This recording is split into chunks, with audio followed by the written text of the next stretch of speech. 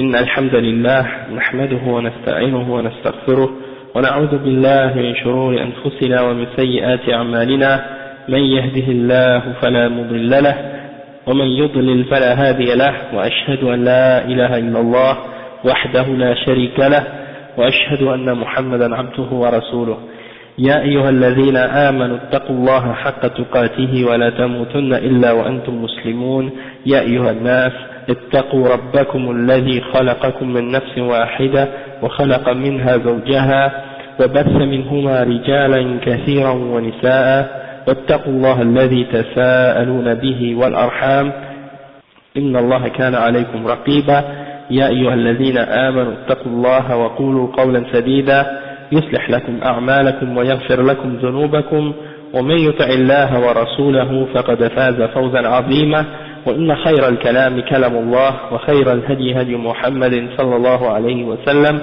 وإن شر الأمور محدثاتها وكل محدثة بدعة وكل بدعة ضلالة وكل ضلالة في النار أما بعد. Donc la semaine passée on a commencé notre explication du livre Haqiqat al-Tasawwuf du Cheikh Salih al-Fawzan. Aujourd'hui c'est le cours numéro 2 dans cette série de durus. Et alhamdulillah, donc aujourd'hui on va expliquer Dawabit al-Ibada. Donc on commence par Dawabit al-Ibada al-Sahiha. C'est quoi les principes pour déterminer la validité d'une adoration, la validité d'une ibada pour Allah subhanahu wa ta'ala. Donc bien entendu, souvent quand on rencontre des gens et qu'on leur parle ou qu'on critique al-tasawwuf ou bien le soufisme, la première chose qu'ils disent c'est qu'est-ce qu'il y a de mal avec le fait de faire du dhikr, qu'est-ce qu'il y a de mal avec le fait de faire du dhikr. Le dhikr fait partie de l'islam, donc pourquoi vous blâmez les soufis, puisque les soufis c'est ça leur concentration, c'est dans le sens qu'ils se basent sur le dhikr et ils se concentrent sur le dhikr. Et c'est pour ça que c'est important de comprendre les principes qui rendent une adoration valable ou non valable. Et c'est ça ce qu'on va expliquer maintenant, et ça va nous aider à comprendre tout ce qui va suivre par la suite. Si on ne comprend pas cet aspect-là, ben tout le reste va pas être clair. Il faut absolument comprendre cet aspect-là si on veut comprendre le reste. Inch'Allah. Donc le cheikh il dit إن العبادة التي شرعها الله سبحانه وتعالى تنبني على أصول وأسس ثابتة تتخلص فيما يلي. أولا أنها توقيفية، بل لا بد أن يكون المشرع لها هو الله سبحانه وتعالى كما قال تعالى لنبيه صلى الله عليه وسلم وعليكم السلام ورحمة الله وبركاته كما قال الله سبحانه وتعالى لنبيه فاستقم كما أمرت ومن تاب معك ولا تطغوا. Donc le chef il commence par expliquer, il dit que l'adoration que Allah subhanahu wa ta'ala a légiféré, elle doit être basée sur certains principes et sur certains fondements établis, clairs, solides, et ces principes-là sont les principes suivants. Le cheikh il en mentionne 6 parmi les principes sur lesquels doivent être établis al-ibada as-sahiha.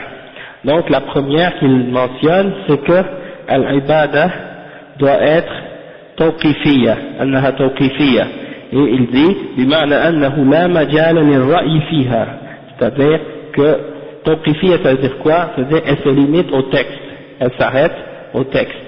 On ne peut pas dépasser les textes pour établir une nouvelle forme d'adoration. Et donc, il n'y a aucune place pour les opinions personnelles dans les formes d'adoration. Il faut uniquement se baser sur qu'est-ce qui est révélé là-dedans. Le chef il dit donc, il faut absolument que celui qui l'a légiféré et qui l'a établi soit Allah subhanahu wa ta'ala.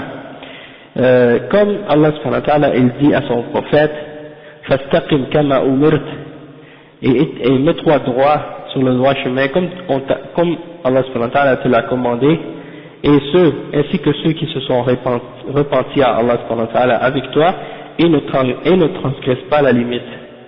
Ça c'est un verset qui est dans Surat Hud, le verset 112. Après, le Cheikh il dit قال تعالى ثم جعلناك على شريعة من الأمر فاتبعها ولا تتبع أهواء الذين لا يعلمون. يعني ça cette ayah c'est dans Surat Al-Jathiyah, le verset 18. Allah subhanahu wa ta'ala il dit, puis par la suite nous t'avons mis sur la charia de l'ordre ou du commandement, alors suis-la, c'est-à-dire suis cette charia et ne suis pas les passions de ceux qui ne savent pas. Et il a dit également à propos de son prophète sallallahu alayhi wa sallam, وقال عن نبيه صلى الله عليه وسلم إن أتبع إلا ما يوحى إلي. C'est-à-dire que Allah subhanahu wa ta'ala il fait dire à son prophète, c'est-à-dire au prophète Mohammed sallallahu alayhi wa sallam de terre, dit je ne fais que suivre ce qui m'a été révélé. Donc c'est ça l'exemple du prophète sallallahu alayhi wa sallam, que lui-même il ne faisait pas des choses de son propre par lui-même et décidait pas toutes les choses qu'il faisait pour adorer Allah par lui-même, mais il faisait uniquement suivre ce que Allah subhanahu wa ta'ala lui révélait de faire et ce que Allah subhanahu wa ta'ala lui ordonnait de faire. Donc on voit que dans ce premier principe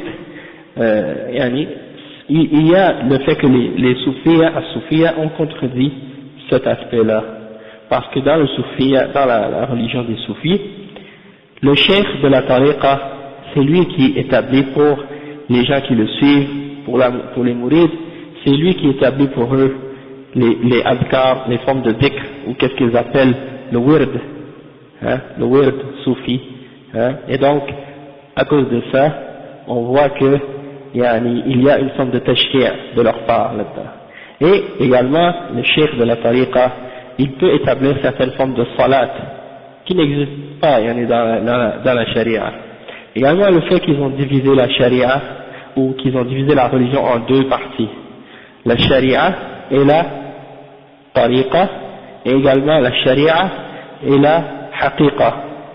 Et ils disent que la sharia c'est pour les musulmans ordinaires, le commun des musulmans, et al-haqiqa c'est pour les musulmans qui ont atteint un autre niveau, un autre degré, qui ont compris la réalité derrière la sharia, et eux ils ont plus besoin de se limiter à ce qu'on appelle la sharia. Ça on va expliquer plus tard en détail incha'Allah. Deuxième point, deuxième condition pour établir al-ibada, c'est le cheikh il dit لا بد أن تكون العبادة خالصة لله تعالى من شوائب الشرك كما قال تعالى فمن كان يرجو لقاء ربه فليعمل عملا صالحا ولا يشرك بعبادة ربه أحدا. Donc le cheikh il dit comme deuxième point, et ça c'est un point fondamental, c'est que il faut que ton adoration soit purement et uniquement pour Allah subhanahu wa ta'ala. Il faut qu'elle soit purifiée de toute forme de shirk, il ne faut pas qu'il n'y ait dedans aucune forme de shirk, que ce soit un shirk al-akbar ou un shirk al-asghar, c'est-à-dire qu'il ne faut pas que ce soit un shirk majeur ni un shirk mineur, et on sait que le shirk qui est majeur c'est celui qui fait quitter l'islam, tandis que le shirk al-asghar ou le shirk mineur c'est celui qui ne fait pas nécessairement sortir de la religion, mais il diminue ta sincérité, et il fait que ton action est pas valable, il fait que ton action est pas valable, comme par exemple ar-riya, le fait de faire une action dans le but de recevoir une glorification de la part des gens. Et le cheikh il mentionne à ce sujet-là une ayah qui dit et quiconque cherche ou espère en la récompense et quiconque espère en la rencontre de son Seigneur, qu'il fasse des œuvres bonnes, salihah, et qu'il n'associe rien avec son Seigneur dans l'adoration, qu'il n'associe personne avec Allah subhanahu wa ta'ala, avec son Seigneur dans son adoration. Et ça c'est le verset 110 dans Surat Al-Kahf. فإن خالط العبادة شيء من الشرك أبطلها كما قال تعالى ولو أشركوا لحبط عنهم ما كانوا يعملون. Donc le cheikh il dit que si il y a quoi que ce soit de shirk qui est mélangé avec notre action, eh bien, automatiquement, cette action-là, elle est nulle. Elle est nulle, hein, elle n'a aucune valeur. Et il mentionne comme preuve de ça le verset dans Surat Al-An'am, c'est le verset 88, qui dit « Et s'ils avaient associé, s'ils avaient fait le shirk, s'ils avaient commis le shirk, alors automatiquement, tout ce qu'ils avaient accompli comme œuvre aurait été nul ou aurait été en vain, sans aucune valeur. » Donc, ça c'est la preuve qu'il faut que tes actions soient pures et qu'il n'y ait aucune forme de shirk dans tes actions. Après, le cheikh il dit ensuite, قال تعالى ولقد أوحي إليك وإلى الذين من قبلك لئن أشركت ليحبطن عملك ولتكونن من الخاسرين بل الله فاعبد وكن من الشاكرين. Donc, ça c'est une autre ayah dans Surat Al-Zumar, c'est versets 65 et 66, et ça dit, il a été révélé à toi, ô Muhammad sallallahu alayhi wa sallam, ainsi qu'aux autres prophètes qui sont venus avant toi, que si tu associes quoi que ce soit dans ton adoration avec Allah subhanahu wa ta'ala, alors ton action sera nulle, sera vaine, et tu seras parmi les khasirin, c'est-à-dire tu seras parmi les perdants. Et plutôt donc, adore Allah seul, et sois parmi les reconnaissants. D'accord? Donc ça prouve encore une fois que c'est une condition dans l'ibada, qu'il n'y ait pas de shirk dans tes actions.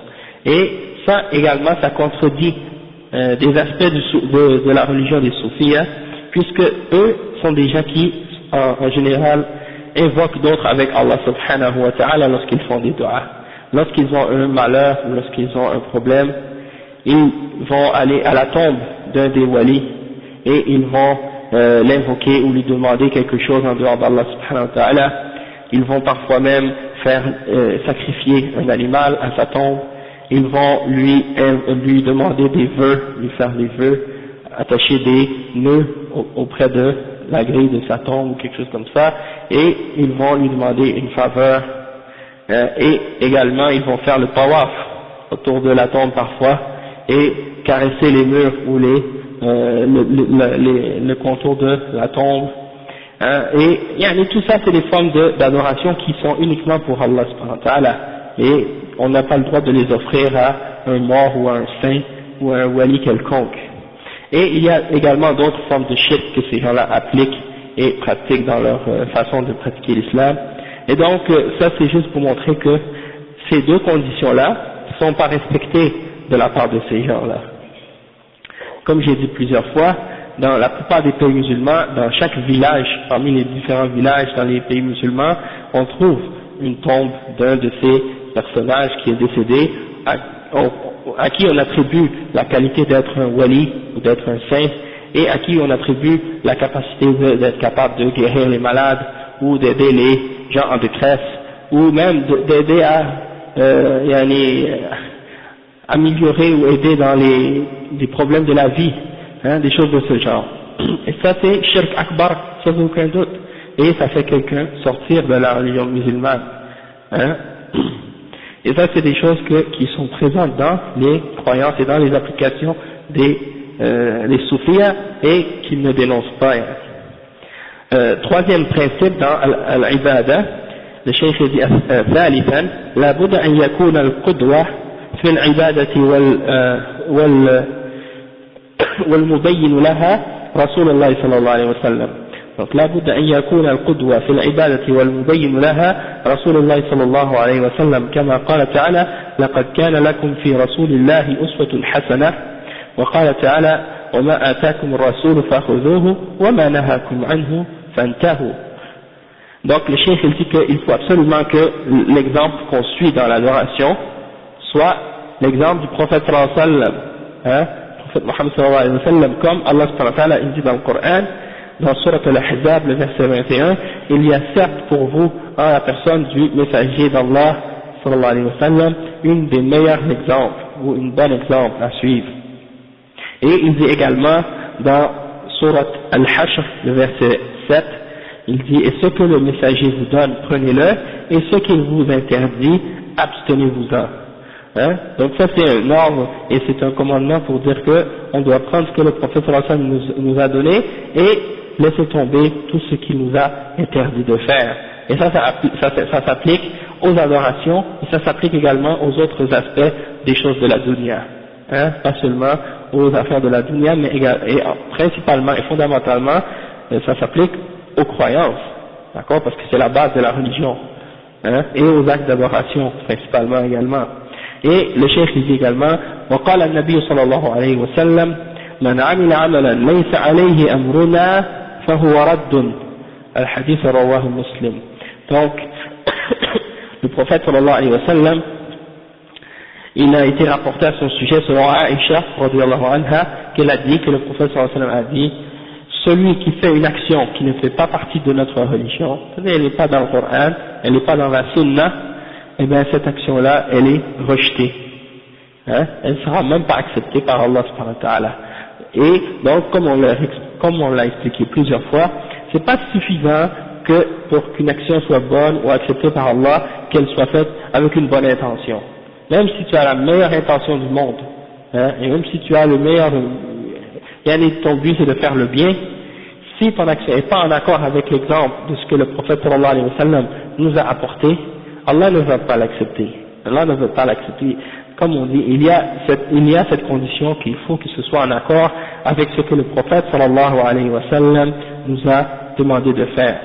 Et donc, même si tu vois que des gens font une chose, si tu ne sais pas si c'est établi par une preuve du Coran et de la Sunna, même si tous les gens dans ton pays le font, ne le fais pas jusqu'à ce que tu aies su, jusqu'à ce que tu aies compris et vu la preuve authentique qui vient du prophète Mohammed sallallahu alayhi wa sallam. Parce que entre nous et le prophète sallallahu alayhi wa sallam, il y a 14 siècles. Et durant ces 14 siècles, il y a toutes sortes de choses qui ont été rajoutées, qui ont été enlevées, qui ont été changées. Et donc si tu penses que tu vas prendre ta religion comme ça de ton père ou de ton grand-père et que ça y est, tu as compris l'islam et que tu as pris l'islam comme il faut, ça c'est une erreur. Parce que entre ton grand-père ou ton arrière-grand-père et le prophète sallallahu alayhi wa sallam, il y a des siècles qui nous séparent. Et donc il faut retourner aux références, c'est-à-dire au Coran et à la Sunna, hein, pour comprendre comme il faut qu'est-ce que ça implique. Wa alaykum salam wa rahmatullahi wa barakatuh. Ensuite, le cheikh il mentionne un autre hadith du prophète sallallahu alayhi wa sallam qui est rapporté par Al-Bukhari et Muslim, qui dit « Man ahdatha fi amrina hadha ma laysa minhu fahuwa radd » celui qui invente quoi que ce soit de nouveau dans notre religion, qui n'est pas dans le Coran, qui n'est pas dans la Sunna, elle est rejetée, elle ne sera pas acceptée par Allah subhanahu wa ta'ala. Et ça c'est un autre hadith authentique rapporté par selon Aïcha radiyallahu anha. Et ça vient nous expliquer que une personne par exemple ne peut pas faire quelque chose et dire que ça fait partie de l'islam tant qu'il n'y a pas une preuve pour établir et pour montrer que ça fait partie de la religion et de l'islam. Ensuite le cheikh dit wa qawluhu sallallahu alayhi wa sallam sallu kama ra'aytumuni usalli muttafaqun alayhi, c'est-à-dire priez comme vous m'avez vu établir la salat, hein? C'est-à-dire on ne doit pas prier n'importe comment, on ne peut pas prier comme on veut, on ne peut pas inventer notre propre salat, il faut faire la salat comme le prophète sallallahu alayhi wa sallam nous a montré comment il veut qu'on la fasse, hein?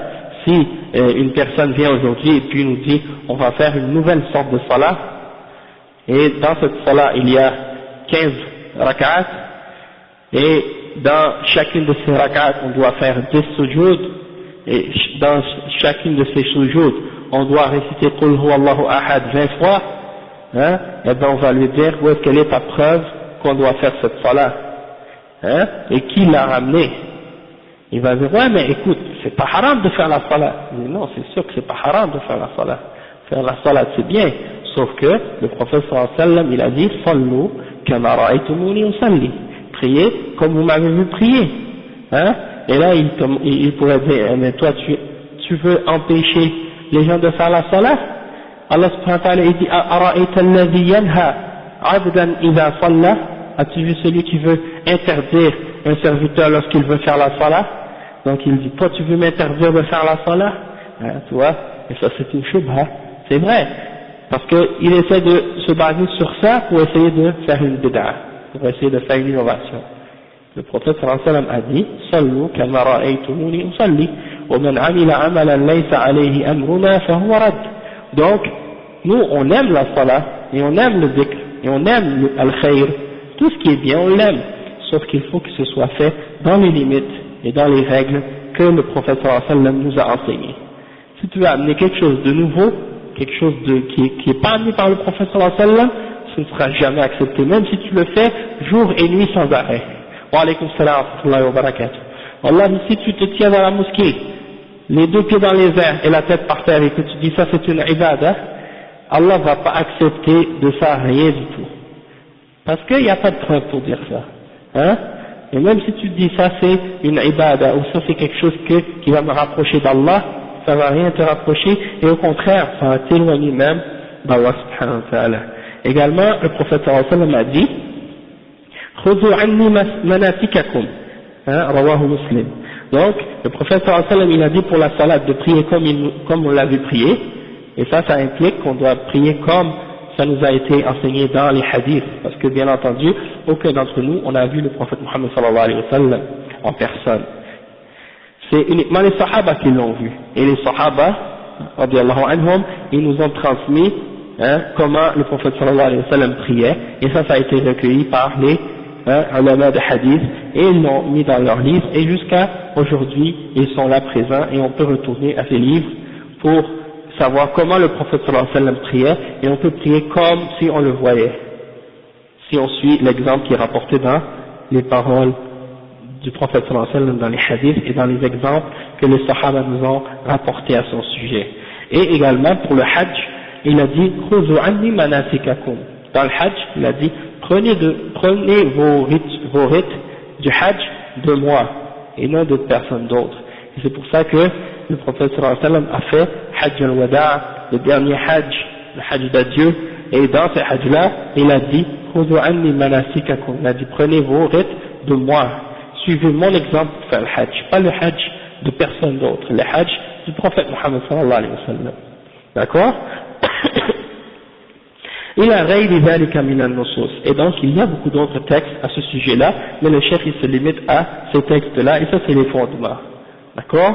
Ensuite le chef il dit rabi'an, la quatrième règle pour qu'une ibada soit valable, أن العبادة محددة بمواقيت ومقادير لا يجوز تعديها وتجاوزها كالصلاة مثلا قال تعالى إن الصلاة كانت على المؤمنين كتابا موقوتا وكالحج قال تعالى الحج أشهر معلومات وقال وكالصيام قال تعالى شهر رمضان الذي أنزل فيه القرآن هدى للناس وبينات من الهدى والفرقان فمن شهد منكم الشهر فليصمه.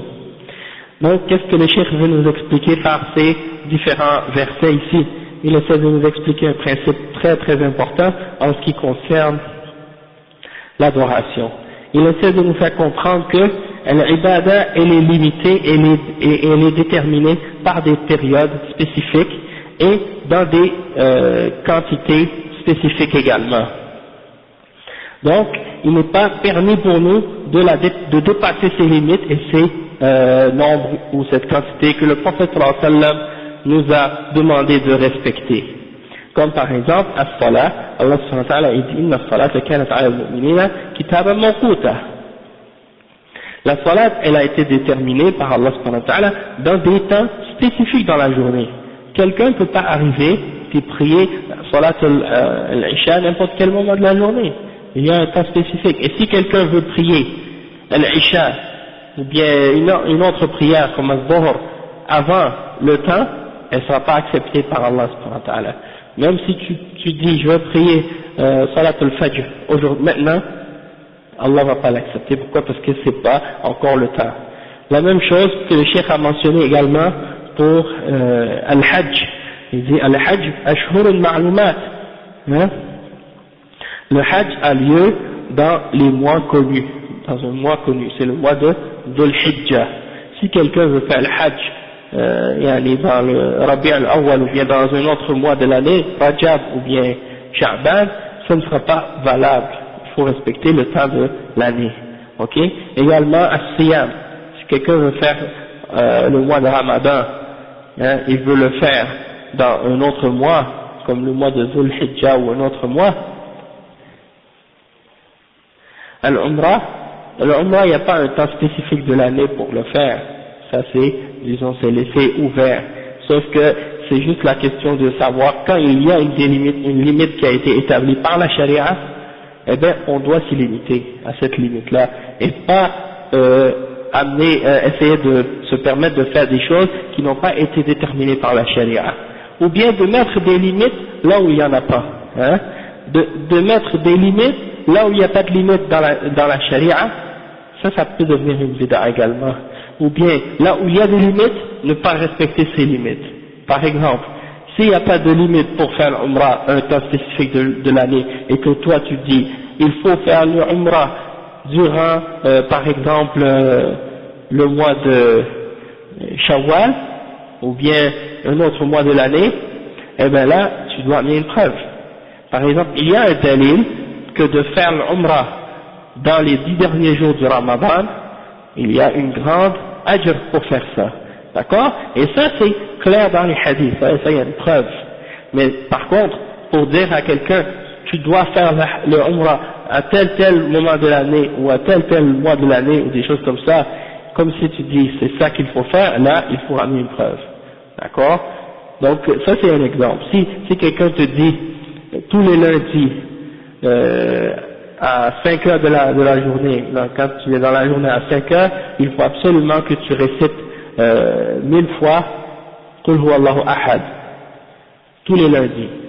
Là on va dire c'est quoi ta preuve, hein? Mais c'est ça la religion des soufis, hein, que les chouyours inventent pour leurs mourides. Ils leur prescrivent des choses à faire à des jours précis, à des moments précis, à des moments précis de la journée, et des nombres et des quantités spécifiques, sans aucune preuve, ni du Coran, ni de la Sunna. Et j'en ai un livre en haut, écrit par les soufis, hein, et je vais vous l'apporter, Inch'Allah, pour vous montrer un exemple, comment ces gens-là inventent des choses dans la religion d'Allah, sans aucune référence, sans aucune preuve, venant du Coran ni de la Sunna. Uniquement en se basant sur des soi-disant, qu'est-ce qu'ils appellent, soit al-kashf ou bien al-fath. Ils croient réellement qu'ils reçoivent des révélations divines. Hein? Donc ça c'est des gens qui ont dévié à ce sujet-là. Ensuite le cheikh il mentionne, il dit, comme 5e condition, خامسا لا بد أن تكون العبادة قائمة على محبة الله تعالى والذل له وخوفه ورجاؤه. قال تعالى أولئك الذين يدعون يبتغون إلى ربهم الوسيلة أيهم أقرب ويرجون رحمته ويخافون عذابه. وقال تعالى عن أنبيائه إنهم كانوا يسارعون في الخيرات ويدعوننا رغبا ورهبا وكانوا لنا خاشعين. Le cheikh il dit il faut absolument que ton adoration soit établie et accomplie avec un amour pour Allah subhanahu wa ta'ala et une humilité pour Allah subhanahu wa ta'ala, également avec une crainte et un espoir en Allah subhanahu wa ta'ala.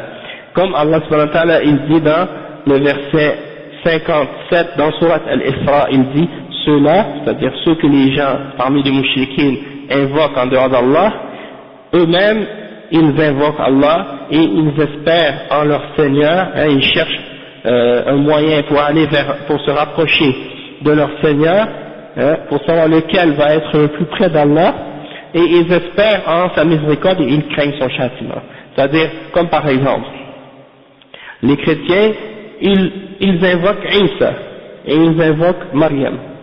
Mais Isa lui-même et Maryam elle-même, elle prie Allah et demande à Allah sa miséricorde et elle craint son châtiment. D'accord? Donc ça veut dire, en voulant dire, cessez d'adorer ces gens-là en dehors d'Allah et faites comme eux font, adorer Allah seul, et ça nous indique également qu'il faut adorer Allah avec espoir et crainte. Espoir et crainte. Et non seulement juste avec l'espoir et l'amour comme certains parmi les soufis justement. eux ils se disent, nous, on n'adore pas Allah subhanahu wa ta'ala par intérêt, c'est-à-dire pour avoir le paradis. On adore Allah subhanahu wa ta'ala uniquement pour lui, et donc pas par crainte de son châtiment, ni par amour de son paradis ou par espoir en son paradis, uniquement pour Allah. Hein? Donc ça c'est une forme de déviation. Ça c'est un exemple des exemples de, comme il parle de Rabi'a al-Adawiyya. Eh oui, c'est elle, exactement. Ça c'est une des saintes, parmi les saintes, soi-disant saintes, parmi les soufis, et elle disait qu'elle n'adorait pas Allah par crainte de son châtiment, ni par espoir en son paradis, mais uniquement parce qu'il est Allah, d'accord? Et ça c'est une dalala, parce qu'on voit que l'exemple des prophètes sallallahu de tous les messagers d'Allah, alayhi salatu wassalam, c'est qu'ils adoraient Allah par crainte et par espoir. Donc eux ils ont sorti de l'exemple des prophètes. Allah subhanahu wa ta'ala il dit إنهم كانوا يسارعون في الخيرات ويدعوننا رغبا ورهبا. C'est-à-dire eux, c'est-à-dire les prophètes, ils se faisaient la course, hein, ils se précipitaient vers toutes les bonnes œuvres, vers toutes les choses qui sont bien, et ils invoquaient Allah subhanahu wa ta'ala par amour et par crainte. Et ils avaient l'humilité envers Allah subhanahu wa ta'ala. وَكَانُوا لَنَا خَاشِعِينَ. Donc, comment ils peuvent se permettre de prétendre qu'ils n'ont pas de crainte ni d'espoir en Allah, ni d'amour en Allah subhanahu wa ta'ala? Ils sont meilleurs que les prophètes. A'udhu billah, hein? Donc ça c'est un égarement. Et le cheikh dit également un autre ayah qui dit قال تعالى قل إن كنتم تحبون الله فاتبعوني يحببكم الله ويغفر لكم ذنوبكم والله غفور رحيم قل أطيعوا الله والرسول فإن تولوا فإن الله لا يحب الكافرين. Hein? Dit, obéissez à Allah et aux messagers, et s'ils se détournent, alors sachez que, non, ça dit, si c'est que vous aimez Allah, vous aimez réellement Allah, alors suivez mon exemple, c'est-à-dire suivez l'exemple du prophète sallallahu alayhi wa sallam, et yuhbibkum Allah, c'est-à-dire Allah subhanahu wa ta'ala va vous aimer, et il va vous pardonner vos péchés. Et Allah est pardonnant et miséricordieux. Dit, obéissez à Allah et aux messagers, et s'ils se détournent, alors sachez qu'Allah n'aime pas les mécréants. فذكر الله سبحانه وتعالى علامات محبة الله وثمراتها، أما علامتها فاتباع الرسول صلى الله عليه وسلم وطاعة الله وطاعة الرسول صلى الله عليه وسلم. Donc le cheikh il dit que Allah subhanahu wa ta'ala a mentionné les signes de l'amour d'Allah subhanahu wa ta'ala. Quand tu aimes Allah, c'est quoi les signes de ça? C'est quoi la preuve de ça? Et c'est que tu vas suivre le prophète sallallahu alayhi wa sallam, hein? Et également que tu vas obéir à Allah subhanahu wa ta'ala, parce que d'obéir à Allah et d'obéir au prophète sallallahu alayhi wa sallam, ça c'est des preuves que tu aimes réellement Allah.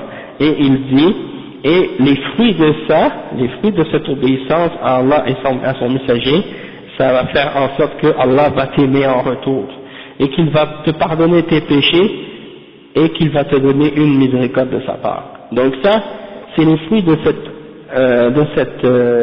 du fait d'obéir à Allah subhanahu wa ta'ala et à son messager. Exactement. Donc, on voit que cette ayah, قُلْ إِن كُنْتُمْ تُحِبُّونَ اللَّهَ فَاتَّبِعُونِ, ça, on l'appelle ayatul imtihan.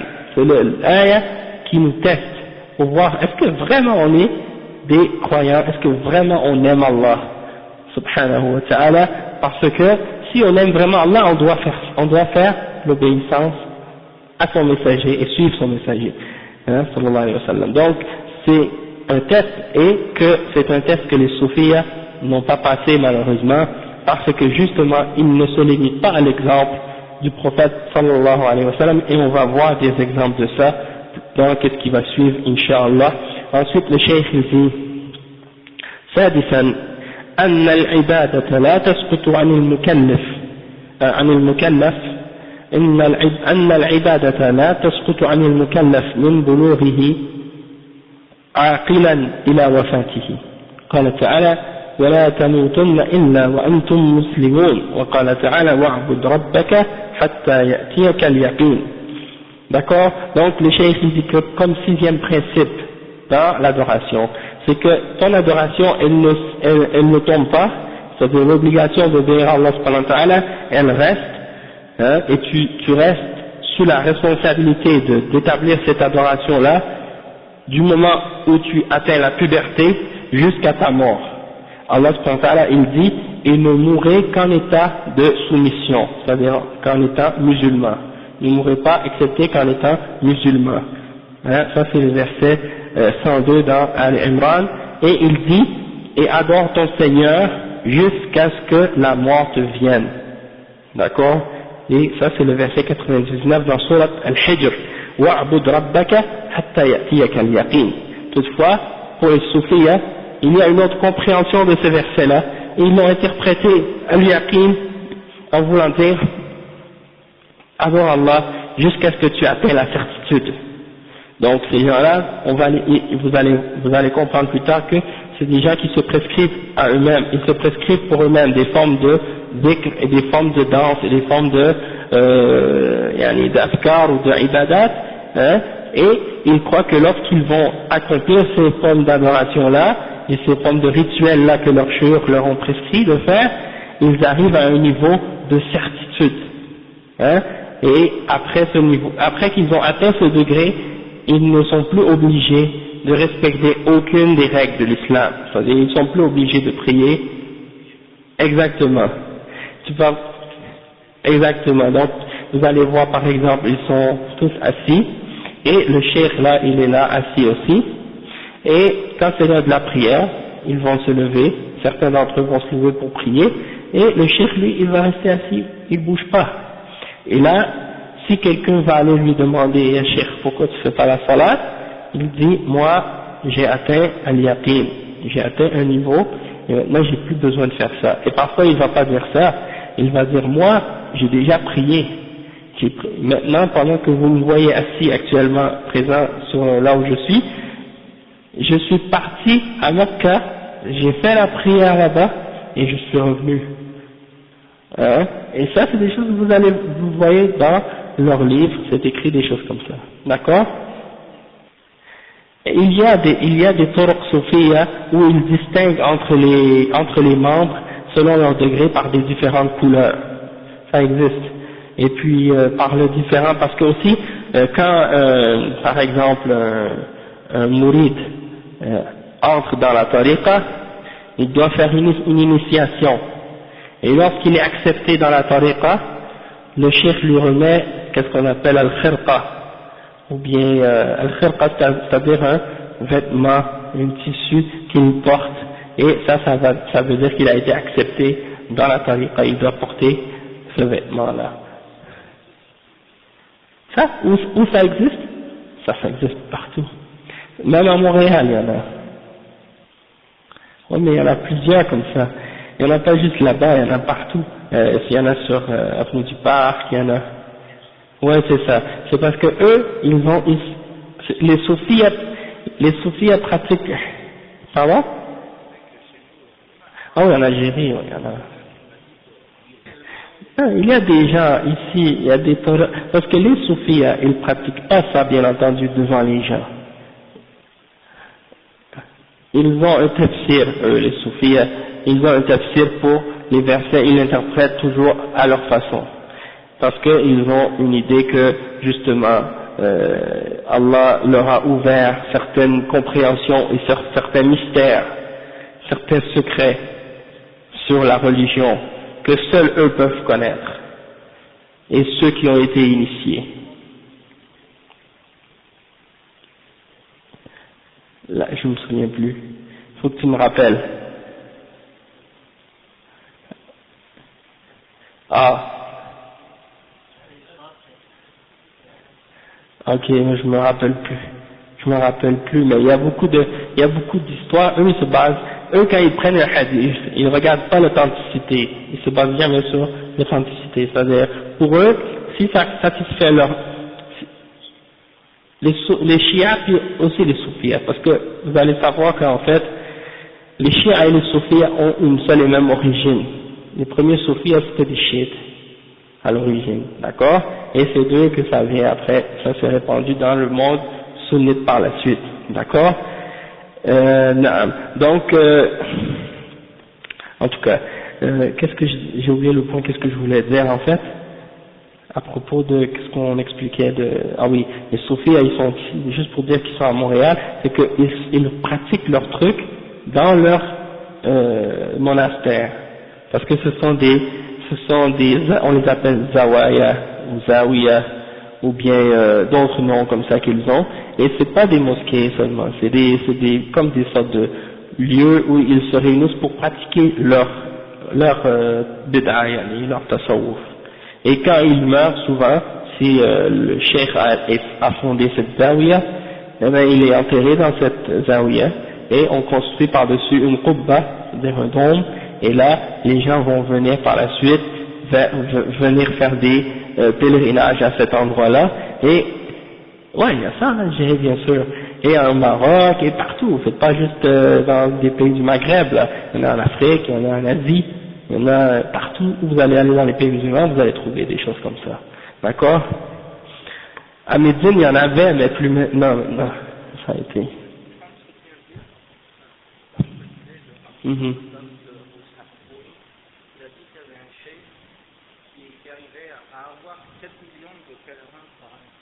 Ouais, mais ouais, le Badawi, chaque année 3 millions vont là-bas. Ouais. Donc ils vont là-bas, ils font le tawaf et tout. Ouais. Et là, non, le Badawi c'est un soufi. Hein. Bon, maintenant on rentre dans le cœur du sujet, Inch'Allah. C'est حقيقة التصوف. Okay. Le cheikh il dit, premièrement pour expliquer, avant de commencer justement, il faut expliquer une chose importante. C'est que souvent on traduit en français le mot soufia ou soufisme comme avec le terme mysticisme. Les mystiques, on les appelle les mystiques, comme si des gens qui croient à quelque chose de mystérieux. Et le mysticisme, si on regarde dans les dictionnaires ou dans les encyclopédies, eh ben, c'est pas quelque chose qui se limite à l'islam.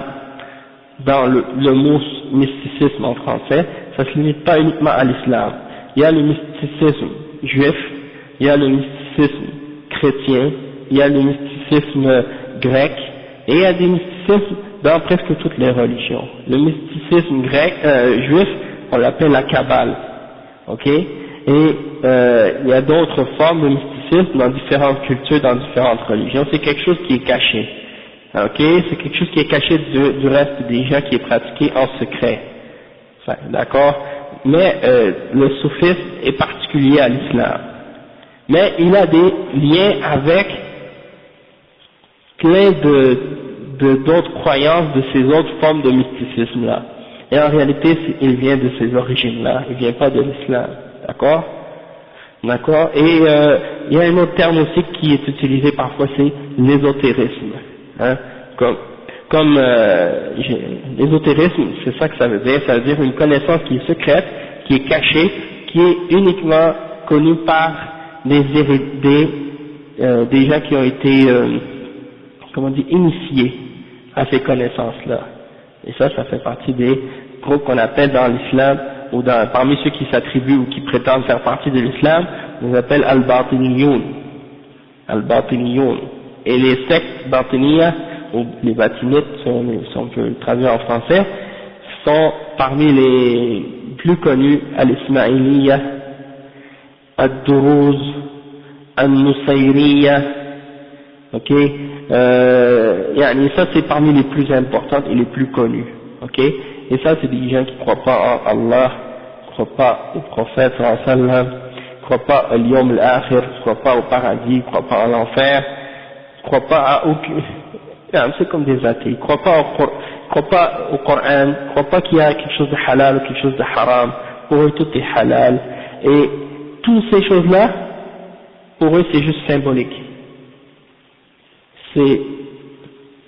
C'est-à-dire, ouais, pour eux, le prophète sallallahu alayhi wa sallam, c'était un homme intelligent, qui avait compris plein de choses, comme un philosophe, mais qui pouvait pas dire ça directement aux gens, donc il a inventé des histoires pour se faire obéir.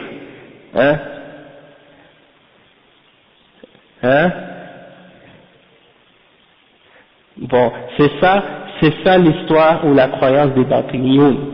Et à un certain moment de l'histoire, ces gens-là ont réussi à conquérir et s'établir dans la plupart des pays musulmans, et c'est eux qui dirigeaient, hein, comme par exemple Al-Ubaydiyoun en Algérie, en Tunisie, en Libye, Al-Fatimiyoun en Égypte, et Al-Ubaydiyoun ont également régné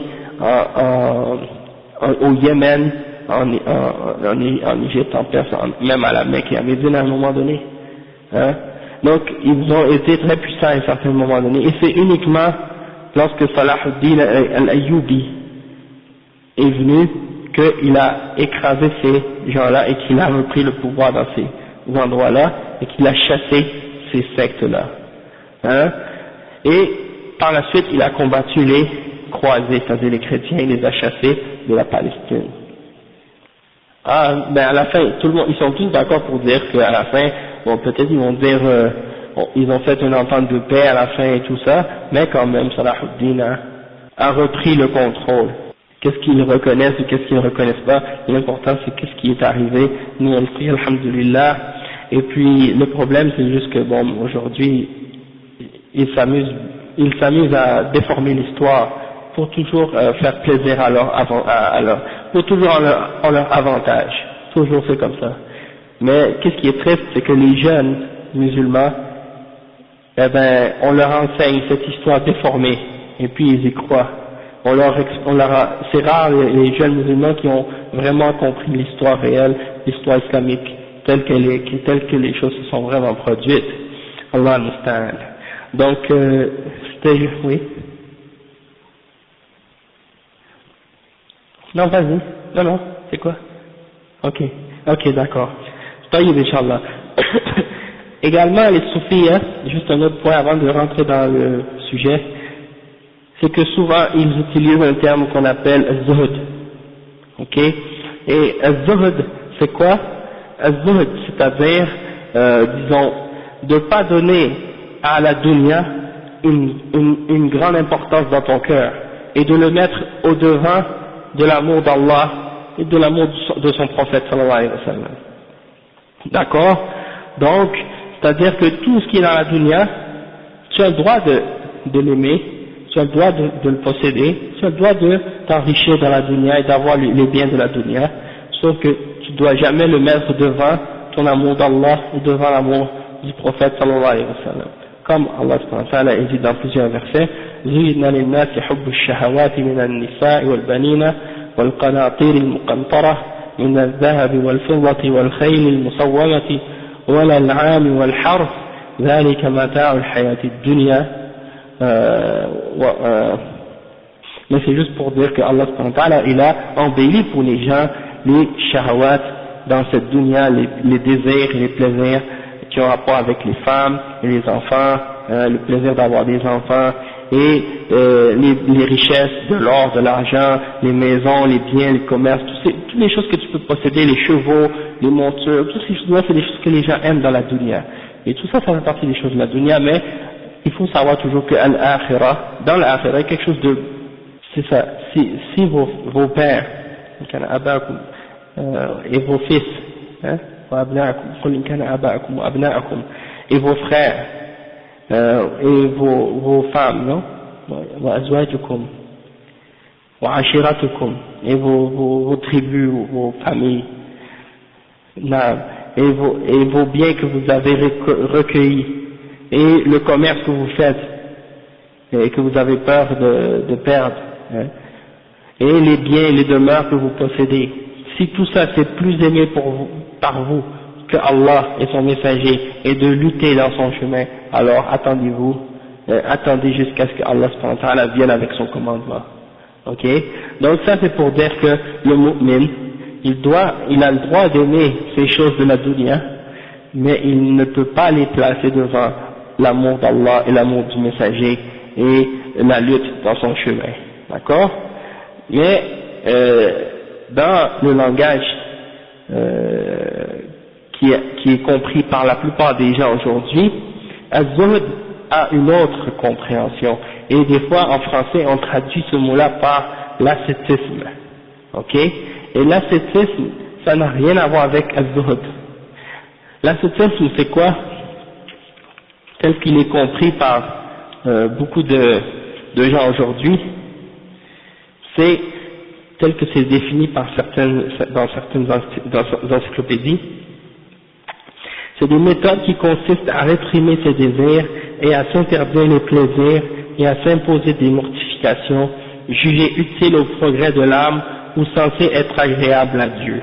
L'ascétisme est fondé dans les religions les plus diverses sur l'imposition radicale aux exigences du corps, c'est-à-dire tu t'opposes à tout ce que ton corps te demande, en particulier des formes de jeûne plus ou moins prolongées, l'abstinence de certains aliments, la continence sexuelle, c'est-à-dire tu t'abstiens de te marier, la pauvreté, donc tu t'obliges à rester pauvre, et le détachement de tout confort, c'est-à-dire tout ce qui peut t'amener un peu de confort dans la dunya, tu t'en détaches, et la prière assidue, et des veilles, c'est-à-dire de ne pas dormir, et la solitude et le renoncement absolu, c'est-à-dire tu restes à l'écart de tout le monde, tu ne te mélanges pas. Peut-être certains d'entre les soufis, ils vont aller se recueillir dans des grottes ou dans des endroits éloignés, dans les forêts ou dans des endroits où il n'y a personne. Ça c'est des façons qu'ils utilisent. Et donc, ça c'est des choses qui font partie de la compréhension de certaines personnes au sujet du zuhd, alors que c'est pas ça le zuhd. Le zuhd, c'est pas celui qui n'a rien et qui reste dans la pauvreté volontairement.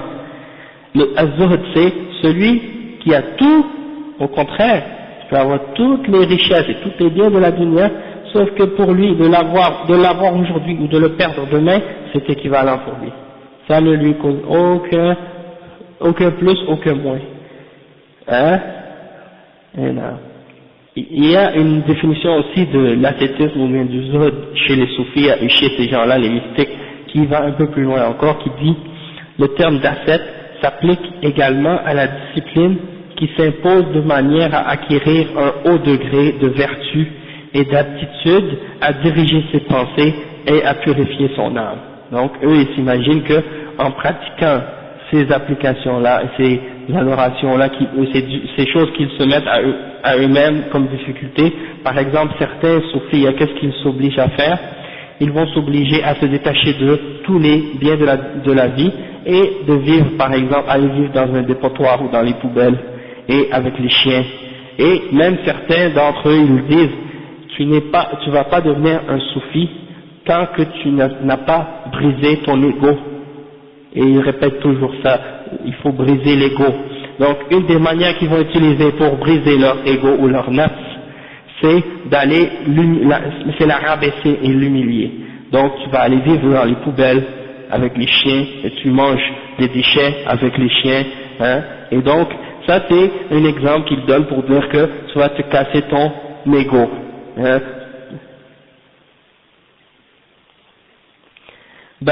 Moi, la meilleure exemple que je peux trouver d'exemple comme ça, c'est François d'Assise. C'est un des saints chez les catholiques. Et c'est un fils de riche, mais il était dégoûté François d'Assise était dégoûté du luxe et de l'opulence. Et puis, à un moment donné, il s'est mis tout nu dans une église parce que il a trouvé que c'était trop des parures, des décorations, tout ça. Ouais, de luxe. Qu'est-ce qu'il a fait? Il s'est rasé la tête au milieu, en haut, et il s'est enlevé tous ses vêtements. Il a revêtu un vêtement je sais pas, un tissu vraiment comme pas un bon matériel. Et puis il est parti dans un endroit éloigné, et puis il s'est construit une petite église avec des roches, pierre par pierre. Il l'a construit lui-même avec d'autres qui l'ont suivi. Donc ça c'est des exemples de gens comme ça chez les chrétiens, et en passant c'est quelque chose de bizarre, mais en fait c'est pas bizarre, c'est que les soufis, ils respectent ils respectent les mystiques dans toutes les religions. Ils respectent les hindous, ils respectent les bouddhistes, ils respectent les chrétiens, et eux, il y a certains d'entre eux, c'est sûr qu'ils ont quitté l'islam à cause de leurs croyances, mais on peut pas dire de façon générale, parce qu'il y a beaucoup de soufis qui savent même pas la réalité de qu'est-ce que le soufisme enseigne, hein, puisqu'il y a des degrés chez eux, il y a des niveaux, et ils vont pas dire toutes les choses du soufisme à quelqu'un au tout début, ils vont lui dire ça étape par étape, et c'est pour ça qu'ils commencent par l'initiation, puis par la suite, au fur et à mesure que la personne se soumet et complètement et totalement au cheikh, là après maintenant ils vont commencer à lui dévoiler petit à petit des choses. Puis il n'y a pas juste ça, il y en a parmi eux, comme tu dis, il y en a justement quand ils se privent trop de nourriture et de sommeil et de ces choses-là, à un certain moment donné, quand ils font les exercices ou les dhikrs, soi-disant comme ils font, eh ben leur dhikr, eux, est fait d'une façon particulière. Hein? Alors, à force de, par exemple, ils vont faire le dhikr, ils vont tourner la tête comme ça rapidement, ou bien ils vont faire des mouvements, ou bien ils vont, en tout cas, à force de le faire, puis ils se privent de manger, ils se privent de boire, et même certains vont utiliser de la drogue, par exemple, une certaine, comme le hashish ou bien d'autres formes de drogue, voilà qu'ils le font, et là, c'est sûr qu'ils commencent à avoir des hallucinations, ils entendent des voix, ils commencent à s'imaginer des choses qui sont même pas là, et donc parfois ils vont s'imaginer que le prophète sallallahu alayhi wa sallam vient et qu'il leur parle, ou bien ils vont s'imaginer qu'un ange vient leur parler, ou bien même qu'ils voient Allah subhanahu wa ta'ala. Donc c'est pour ça que ces gens-là, ils utilisent ces méthodes-là justement pour arriver à ces états-là, soi-disant ces états. Et eux, quand ils arrivent à ces états-là, ils croient que ça y est. C'est là qu'ils commencent à être un vrai soufi et arriver à atteindre le niveau qu'ils recherchent. Et le fait de vivre avec les chiens ou dans les poubelles, dans la najasa, dans les impuretés, eh bien ça fait en sorte que justement les shayatines, les diables, peuvent venir jouer avec leur tête parce que c'est là que les shayatines demeurent, dans les impuretés, exactement. Et donc le fait de côtoyer ces choses-là, ça les abaisse, ça les rabaisse et ça permet que justement les shayatines s'approchent d'eux. Donc ça c'est des exemples un peu graves de la part de ces gens-là, comme le frère nous dit. Puis comme je disais, eux ils pensent que ça c'est les moyens de purifier son âme. Ils pensent qu'en faisant ça, c'est comme ça qu'ils purifient leurs âmes. Après il dit, ainsi pour le philosophe néoplatonicien Plotin 207-270, cette dernière qui est d'essence divine doit travailler à se détacher du corps terrestre dans lequel elle est tombée et retenue prisonnière. Ça c'est une des croyances, tu vois, établies par des Grecs il y a bien longtemps. Et qu'est-ce qui se passe, c'est que c'est ça. Ils s'imaginent que l'âme est une partie divine, elle a une essence divine, et qu'elle est prisonnière du corps, et qu'elle doit se détacher du corps et devenir un avec Dieu, qui est sa source, son essence. Alors ils font des exercices spirituels, soi-disant, pour essayer de dire qu'ils vont redevenir un avec Dieu, ou des choses comme ça. Ça, c'est ce qu'on appelle al-ittihad, l'unicité, ou l'unité, ou bien al-hulul, hein, le fait de croire que Dieu étant sa création, ou bien également al-wahdatul wujud parfois. Ok, donc ils disent, donc c'est ça, pour eux l'ascétisme c'est ça, c'est l'ascétisme c'est une doctrine païenne de perfectionnement moral basée sur la privatisation des besoins du corps et surtout du culte intérieur, c'est en s'élevant, c'est s'élever en sortant de soi, extase, hein, et souvent quand ils font le dhikr, c'est justement pour arriver à un état d'extase, hein, où ils sortent d'eux-mêmes jusqu'au médiateur suprême, le verbe ou la révélation divine, etc. Ça c'est sûr que c'est des sources qui ont été tirées des références chez les chrétiens, chez les chrétiens et chez les grecs, mais ça a des liens avec le soufisme également chez les musulmans. Toutes ces définitions-là, ça revient. Et c'est pour ça que vous allez voir les orientalistes qui parlent de l'islam, ils parlent toujours du soufisme et ils se concentrent sur le soufisme.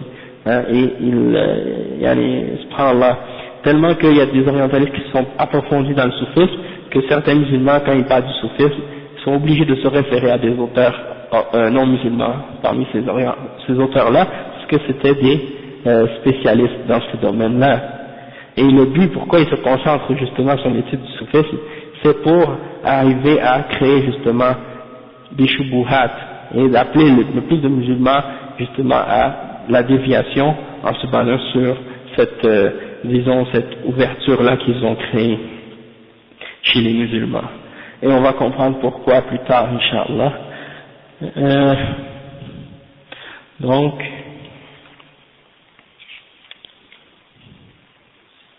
mais là, on n'a rien vu encore. En tout cas, on va commencer, Inch'Allah. Donc, le cheikh il dit, لفظ التصوف والصوفية لم يكن معروفا في صدر الإسلام وإنما هو محدث بعد ذلك أو دخيل على الإسلام من أمم أخرى. Donc le cheikh il dit que le terme tasawwuf ou bien soufia, ça n'était pas connu au début de l'islam. C'est quelque chose qui a été ramené nouveau. C'était quelque chose de nouveau qui a été ramené par la suite, après les premiers siècles. Et c'est donc quelque chose qui était introduit dans l'islam et qui vient d'autres origines extérieures. شيخ الدي قال شيخ الإسلام ابن تيمية رحمه الله في مجموع الفتاوى أما لفظ التصوف أو لفظ الصوفية فإنه لم يكن مشهورا في القرن الثلاثة وإنما اشتهر التكلم به بعد ذلك وقد نقل التكلم به عن غير واحد من الأئمة والشيوخ كالإمام أحمد وأبي سليمان الداراني وغيرهما وقد روي عن سفيان الثوري أنه تكلم به وبعضهم يذكر ذلك عن الحسن البصري. Donc, Cheikh al-Islam ibn Taymiyyah dit que le terme tasawwuf ou bien soufia, il n'était pas connu dans les 3 premiers siècles. Et il a commencé uniquement à être répandu par la suite, après cette époque-là. Et il dit que ça a été rapporté de la part de certains parmi les imams et les shuyukh par la suite, comme par exemple l'imam Ahmad, l'imam Sulayman al-Darani et d'autres. Et également ça a été rapporté selon Sufyan al-Thawri, qu'il a parlé de ce mot-là. Également Al-Hassan al-Basri, il a mentionné ce mot-là. Wa alaykum assalam wa rahmatullahi wa barakatuh. Donc, comme on disait, ça a été rapporté selon certains, et comme Al-Hassan al-Basri, il en a parlé également. Après, le cheikh dit وتنازعوا في معنى الذي أضيف إليه الصوفي فإنه من أسماء النسب كالقشري والمدني وأمثال ذلك فقيل إنه نسبة إلى أهل الصفة وهو غلط لأنه لو كان كذلك لقيل صفي. Donc le cheikh dit il y a eu une différence de compréhension entre les gens en ce qui concerne la signification du soufisme et d'où ça vient cette appellation là du soufi. Pourquoi on dit soufi? Et donc le cheikh il dit que certains parce que soufi on sait que c'est un nom parmi les noms qu'on appelle asma al-nasab, hein? Wa alaykum salam wa rahmatullahi wa barakatuh. Et al-nasab c'est comme on dit un Qurashi pour dire quelqu'un qui vient de Qurashi, ou bien quelqu'un qui est de Médine, on dit Madani, qui vient de Médine. Si quelqu'un est canadien, on dit Canadi. Si quelqu'un d'un autre pays, Jazairi, hein, Jazairi, donc Soufi, hein. Et donc le cheikh il dit certains parmi les soufis ont essayé d'expliquer que as-Soufi, son origine c'est de Ahl-Suffa, d'accord. Et le cheikh il dit que ça c'est une erreur. Et Ahl-Suffa c'est quoi? C'est que lorsque les musulmans sont arrivés à Médine et que le prophète sallallahu alayhi wa sallam a établi la mosquée là-bas, il y avait des musulmans qui étaient pauvres, qui n'avaient pas de demeure, qui n'avaient pas de maison. Hein? C'est-à-dire quand ils arrivaient à Médine, ils n'avaient pas d'endroit où habiter encore. Donc qu'est-ce qu'ils faisaient? Ils venaient et ils demeuraient dans un des coins de la mosquée jusqu'à ce qu'ils soient capables de se débrouiller par eux-mêmes. C'était pas un nombre de personnes spécifiques, comme certains peuvent s'imaginer que Ahl Suffa c'était un groupe de personnes spécifiques qui étaient là tout le temps et qui changeaient pas. C'est pas vrai. Il y a des gens qui arrivaient, ils demeuraient dans la mosquée, quand ils réussissaient à s'organiser eux-mêmes et à s'arranger eux-mêmes leur situation économique, ils quittaient, ils sortaient de la mosquée et ils allaient ailleurs. Et il y a d'autres qui arrivaient, d'autres qui partaient, d'autres qui arrivaient, d'autres qui partaient. Donc c'était pas un groupe fixe et stable. Et ils n'étaient pas là volontairement.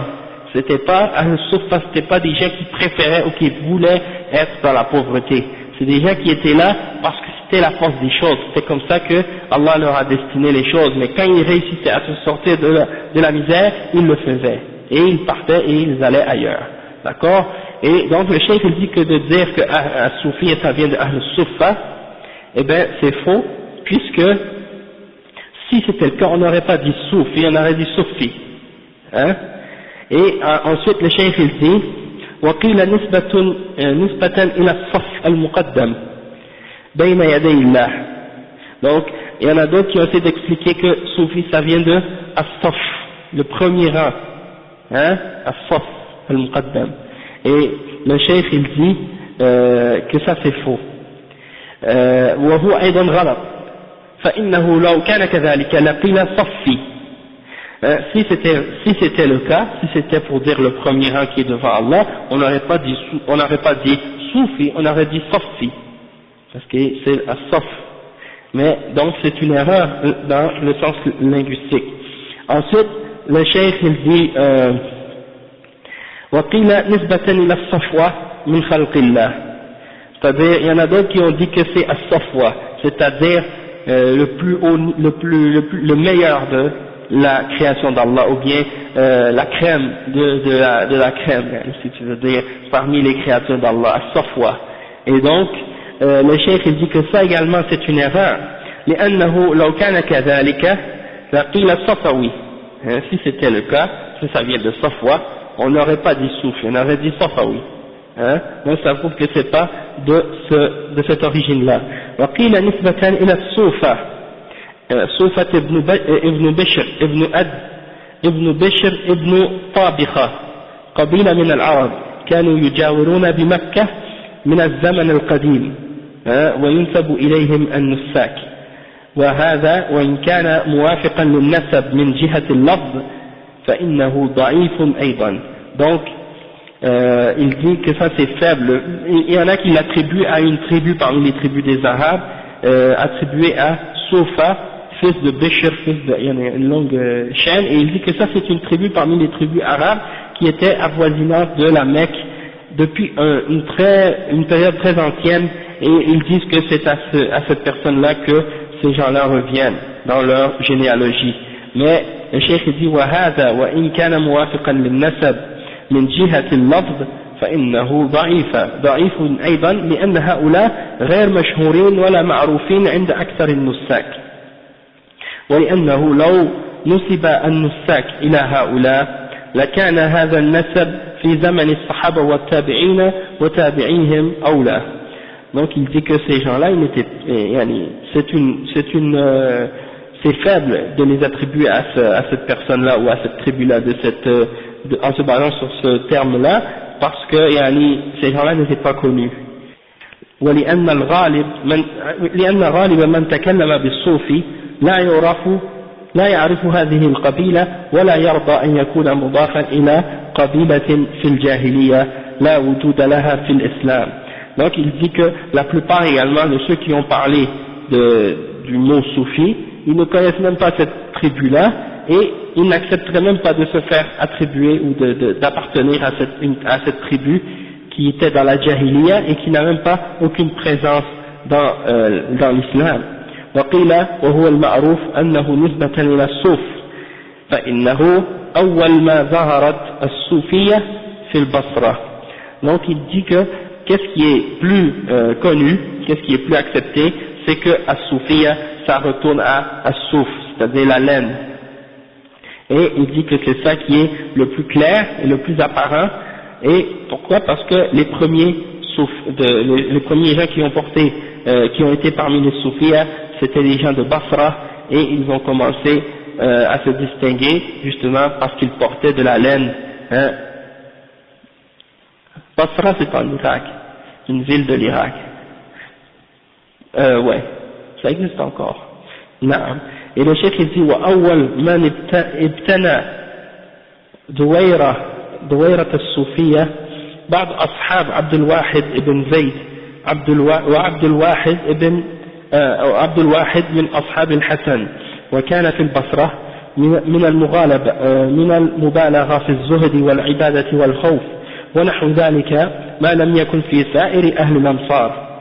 Donc le cheikh il dit que yani, parmi les premiers qui se sont distingués par le port de la laine et yani, par le fait de se prétendre comme étant des soufis, c'est certains des compagnons de Abdul Wahid ibn Zayd, et Abdul Wahid était parmi les compagnons de Al-Hassan al-Basri. Et on dit qu'à Basra, c'est là qu'est apparue une sorte d'exagération et d'extrémisme, disons, dans le zuhd, comme on a parlé tout à l'heure, et dans l'adoration et la crainte. Et donc c'est de là qu'est apparu le soufisme. Donc à d'autres endroits des pays musulmans, il n'y avait pas tant de ces formes d'extrémisme-là. Dans d'autres villes, c'était en particulier à Basra.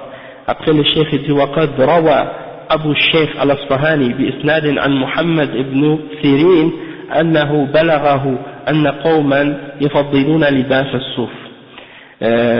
يعني c'est rapporté par le cheikh al-Asfahani avec une chaîne qui retourne selon Muhammad ibn Sirin, qu'il a entendu qu'une certaine personne, un certain groupe de personnes préférait de porter la laine ou de porter des vêtements de laine.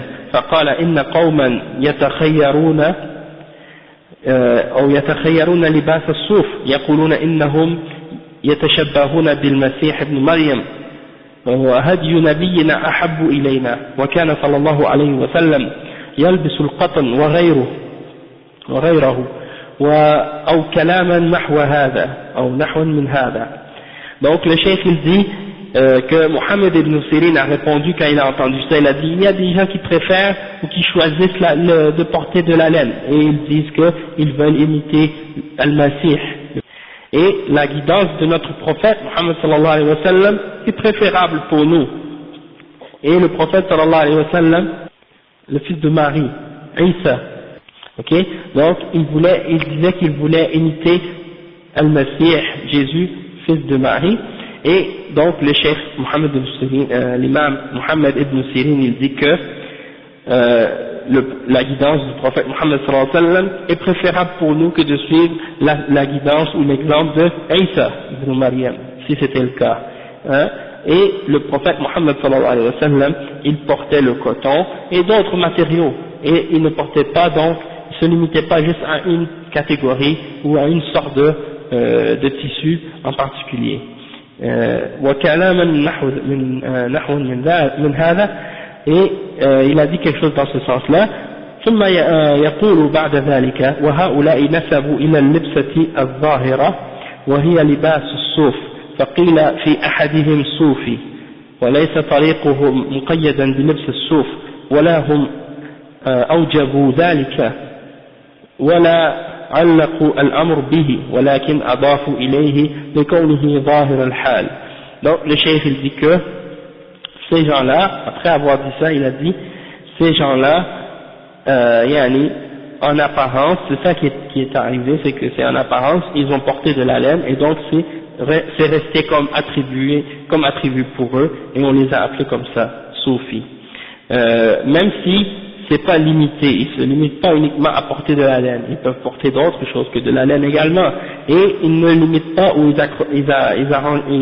limitent pas le soufisme à porter ça, et ils ne disent pas non plus que c'est obligatoire de le porter, sauf que c'est ça qui était apparent au début.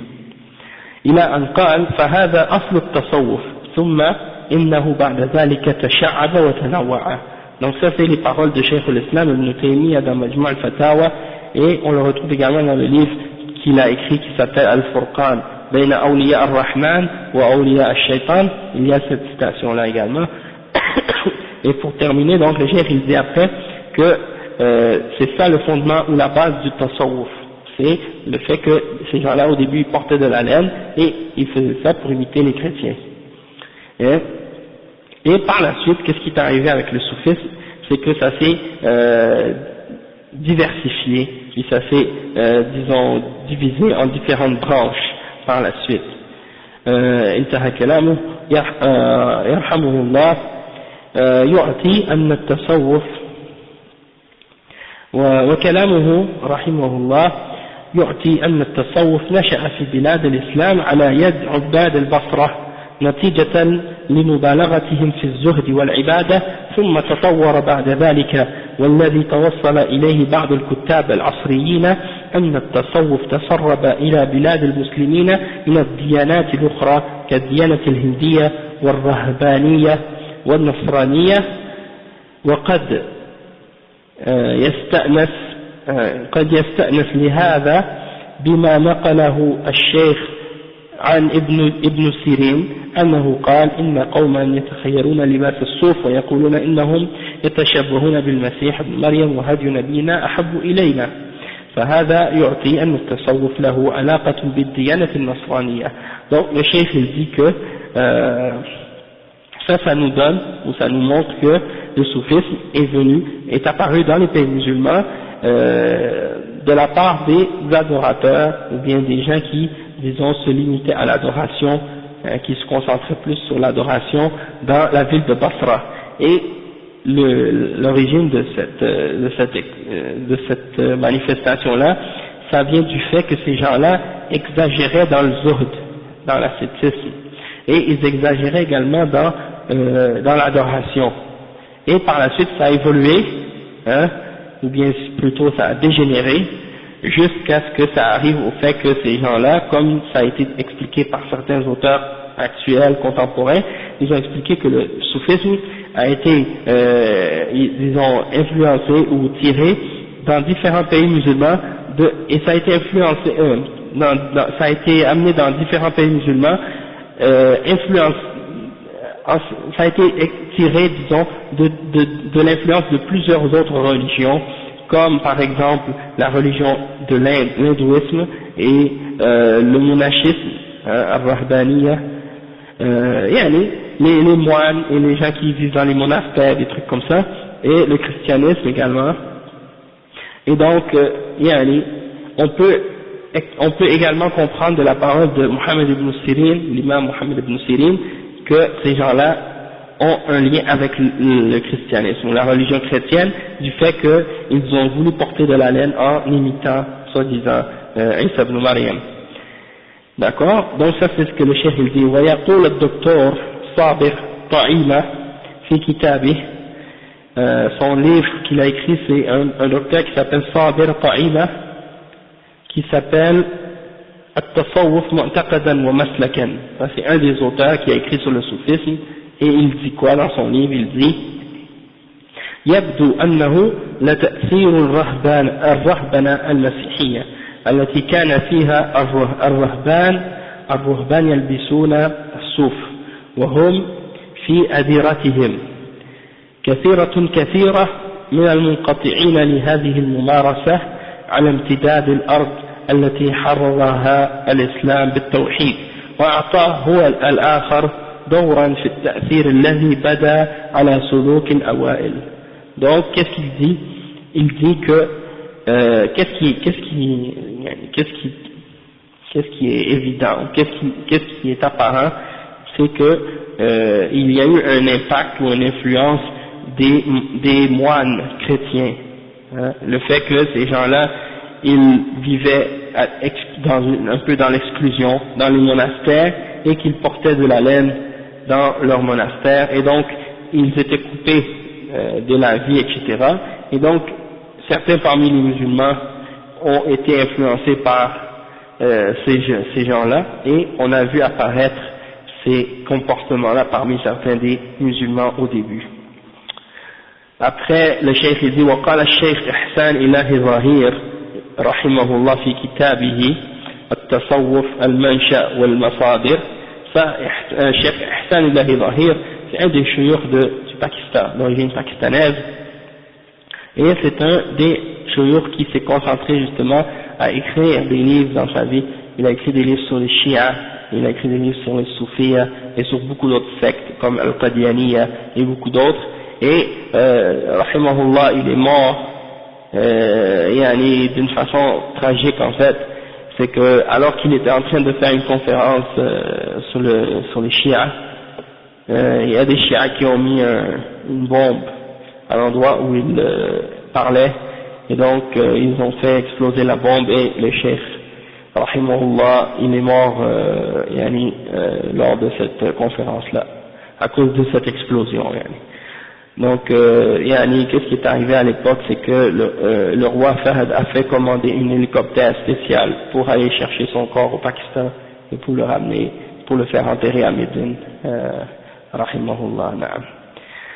Donc alhamdulillah. Et c'était bien sûr Cheikh bin Baz qui avait intercédé en sa faveur, pour le faire aller rapatrier son corps pour qu'il soit enterré à Al-Madina al-Munawwara. Donc c'était un des grands moudjahidines de notre époque qui a combattu avec sa plume contre toute forme de bid'ah et des gens de dalal. Donc il dit dans ce livre-là: عندما نتعمق في تعاليم الصوفية الأوائل والأواخر وأقاويلهم المنقولة منهم والمأثورة في كتب الصوفية القديمة والحديثة نفسها نرى بونا شاسعا بينها وبين تعاليم القرآن والسنة.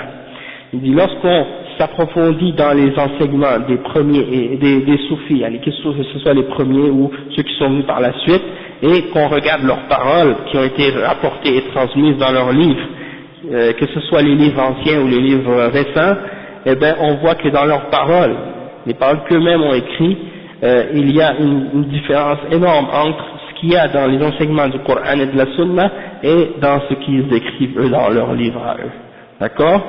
Et souvent j'ai comme référence un livre qui a été écrit par le cheikh Mohamed Ahmed Loh, un des chouyours du Sénégal, qui a écrit ce livre-là, Taqdis al-Ashkhas fil Fikr al-Soufi, c'est-à-dire comment les gens ont sanctifié des êtres humains et déifié certains êtres humains dans la pensée soufiste, et c'est sa thèse de maîtrise qu'il a écrit sur le sujet, et mashallah, il a vraiment tiré les références des soufis, il est allé dans leurs livres, et il mentionne leurs paroles pour prouver tout ce qu'il dit, donc avec toutes les références, parce que souvent qu'est-ce qui se passe, c'est que comme dans certains livres, comme par exemple même le livre qu'on étudie maintenant, on voit que le cheikh il se base sur des références secondaires, dans le sens qu'il se base sur des ulama ou des shuyukh qui ont écrit sur le soufisme, mais c'est souvent des références secondaires,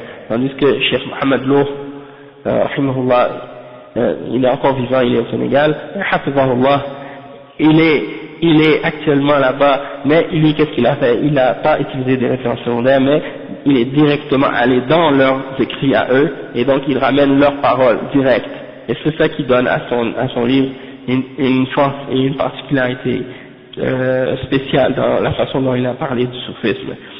Et puis on aura peut-être l'occasion, peut-être la semaine prochaine, de mentionner des points de son livre, Inch'Allah. Après le cheikh il dit: وكذلك لا نرى جذورها وبذورها في سيرة سيد الخلق محمد صلى الله عليه وسلم وأصحابه الكرام البررة خيار خلق الله وصفوة الكون، بل بعكس ذلك نراها مأخوذة مقتبسة من الرهبنة المسيحية والبرهمة الهندوكية وتنسك اليهودية والزهد البوذية. Donc le cheikh ici, et on ne retrouve pas ces racines dans l'exemple de notre prophète Muhammad sallallahu alayhi wa sallam, la meilleure des créatures, ni dans l'exemple des sahaba, des nobles compagnons du prophète sallallahu alayhi wa sallam, qui sont les meilleures créatures après le prophète sallallahu alayhi wa sallam, mais plutôt c'est le contraire qu'on retrouve et qu'on voit, c'est qu'en fait leur conception de l'islam est extrait ou pris du monachisme des chrétiens, c'est-à-dire les moines chrétiens, et des brahmanes de l'Inde, et également dans l'hindouisme, et également disons mysticisme juif, également des croyances des bouddhistes également. Donc c'est un mélange de toutes sortes de différentes croyances mélangées ensemble, et auxquelles on donne une apparence de l'islam. D'accord? Ensuite, le cheikh il mentionne les paroles du cheikh Abdurrahman al-Wakil. Abdurrahman al-Wakil qui est un des chouyours de l'Égypte, hein, et qui était lui-même un soufi, hein, et qui a fait tawbah, et par la suite qui a écrit des livres justement pour réfuter les soufis, hein, et parmi les soufis, et parmi les livres qu'il a écrits, il y a le livre qui s'appelle Hadihi hiya as-Soufiyya. Il dit rahimahullah fi muqaddimat kitab, le livre il a écrit la traduction, l'introduction d'un livre, il a fait les commentaires d'un livre qui s'appelle Masra' al-Tasawwuf, écrit par un des shuyukh. Il dit inna al-tasawwuf adnan وألأم كيدا ابتدعه الشيطان ليسخر معه عباد الله في حربه لله ولرسوله. إنه قناع المجوس يتراءى بأنه رباني، بل قناع كل عدو صوفي لدين الحق، يعني فتش فيه تجد برهمية وبوذية وزرادشتية ومانوية وديصانية، وتجد أفلاطونية غنوصية، وتجد فيه يهودية ونصرانية ووثنية وجاهلية. Donc le Cheikh Abdurrahman al-Wakil, étant donné qu'il était lui-même soufi et qu'il a fait le tawbah, il est vraiment tranchant quand il parle des soufis. Il utilise des mots vraiment durs, mais c'est pas injuste de sa part, il a raison de le faire, mais c'est juste que des fois ça fait mal à ceux qui n'aiment pas la vérité. D'accord? Donc le cheikh il dit donc que le soufisme c'est une des plus grandes ruses que le shaitan a pu amener pour assujettir les serviteurs d'Allah subhanahu wa ta'ala dans une guerre contre Allah et son messager. Et qu'est-ce qu'il dit en gros, c'est que en fait c'est le soufisme, c'est quoi? Si tu regardes dedans, tu vas voir que c'est un mélange de bouddhisme, d'hindouisme, de christianisme, de